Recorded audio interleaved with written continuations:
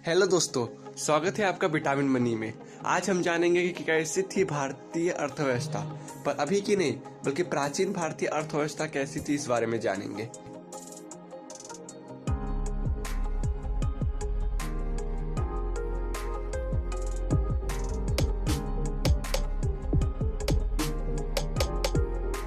विश्व कुटुंब भव की भावना रखने वाला और विकास के पथ पर चलने वाला ये देश भारत है, जो कि किसी भी धर्म, जाति, भाषा से परे है। भारत देश का नाम महाभारत पुराण के अनुसार राजा दुष्यंत और रानी शकुंतला के पुत्र भरत के नाम पर रखा गया था। भारत के विकास से आकर्षित होकर कई विदेशी ताकतों ने इसके ऊपर हमला भी किया। आज भारत आर्थिक दृष्टि से बहुत ज्यादा मजबूत है, लेकिन हम जानेंगे कि प्राचीन भारत की अर्थव्यवस्था कैसी थी।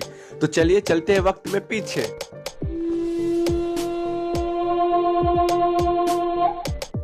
भारत में कई ऐसे राजा हुए जिसने भारत की आर्थिक दृष्टि को देखा और उसे मजबूत बनाने की कोशिश की। भारत की आर्थिक शक्ति इतनी मजबूत थी कि विश्व के देश आश्चर्यचकित हो जाए। भारत हमेशा से कृषि प्रधान देश रहा है। यहाँ के किसान सुखी, समृद्ध और साहसी थे। एक और कृषि प्रधान में था तो दूसरी तरफ उद्योग का भी डंका बहुत जोरों शोरों से बज रहा था। भारत में हमारा देश कपड़ा, पटसन, कोयला, नील, चाय, कॉफी, रबर जैसे उद्योगों में विकसित था। दोस्तों, भारत की आर्थिक शक्ति काफी विकसित थी। उद्योग और कृषि के अलावा भारत व्यापार में भी काफी अग्रसर स्थान पर था। अब चलिए जानते हैं व्यापार में भारत का क्या स्थान था। विदेश जाने के लिए उस समय खूब असुविधा थी, पर भारत कहाँ ठहरने वाला था। वो अपने व्यापार के लिए जल मार्ग का उपयोग किया करता था।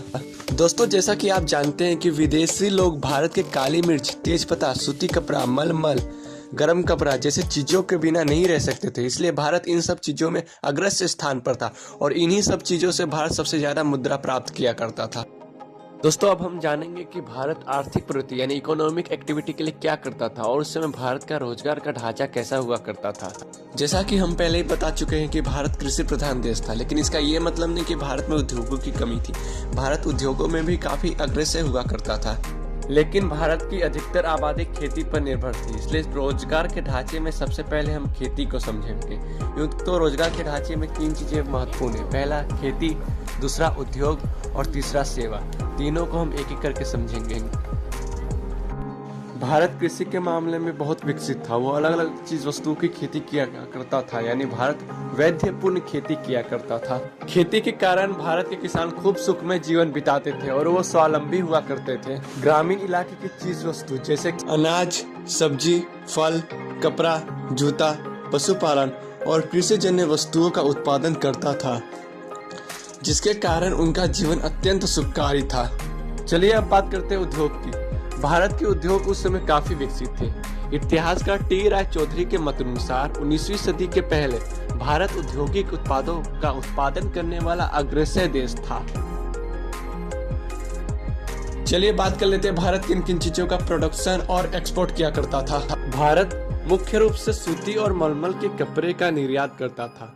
इसके अलावा भारत गर्म कपड़े, शॉल, तारपत्री, मूर्तियां, नील इत्यादि का प्रोडक्शन एंड एक्सपोर्ट किया करता था। चलिए अब बात करते हैं सर्विस यानी सेवा की। लगभग 600 ईसा पूर्व पहले प्राचीन भारत में विविध चिन्ह वाले सिक्के बनाए जाते थे। इस समय व्यापारिक गतिविधियां एवं शहरीकरण के विकास के लिए कई महत्वपूर्ण निर्णय लिए गए थे। राजकीय एकता, सामर्थ्य एवं सुरक्षा के कारण, साथ ही सैन्य ताकत के कारण कृषि उत्पादन एवं व्यापार में असाधारण वृद्धि दर्ज की गई है। अगर आप इसका एग्जाम्पल देखना चाहते हैं तो चलिए मैं आपको बता देता हूँ कि लोथल में पाई गई नगर व्यवस्था इसका श्रेष्ठ उदाहरण है। आर्थिक इतिहासकार अंगुस मेडिसन के अनुसार भारत विश्व का सबसे बड़ा अर्थतंत्र था। मौर्य राजा के समय काल में भारतीय अर्थतंत्र में अनेक महत्वपूर्ण और विकास लक्षी निर्णय लिए गए थे। साथ ही ये एक ऐसा समय था जब संपूर्ण भारत किसी एक राजा के आधिपत्य थे, यानी संपूर्ण भारत अखंड था। 16वीं सदी के मुगल शासन के दौरान भारतीय अर्थतंत्र विश्व की कुल आय का 25% आय रखता था।